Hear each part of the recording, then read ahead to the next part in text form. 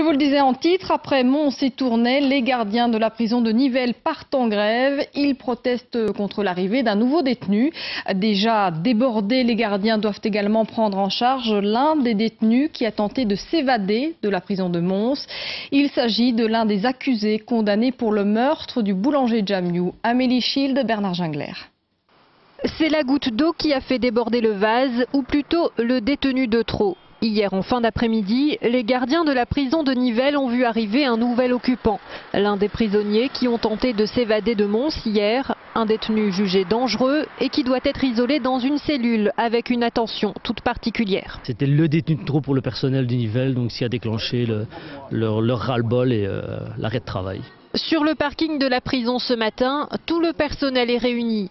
16 employés qui doivent gérer les 235 détenus, soit 30 de trop par rapport au nombre de places disponibles officiellement. Selon les syndicats, chaque nouvel arrivant doit être mis au cachot dans des conditions d'hygiène limitées, faute de place. Ils sont entassés les uns sur les autres, ce qui n'est pas toujours évident pour eux. Donc pour nous c'est un stress.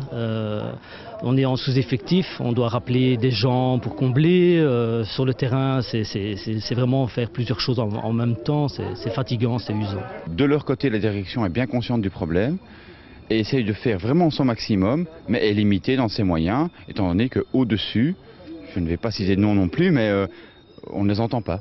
À Nivelles, le mouvement se prolongera au moins jusqu'à lundi, tandis que Mons fonctionne au ralenti avec un service minimum.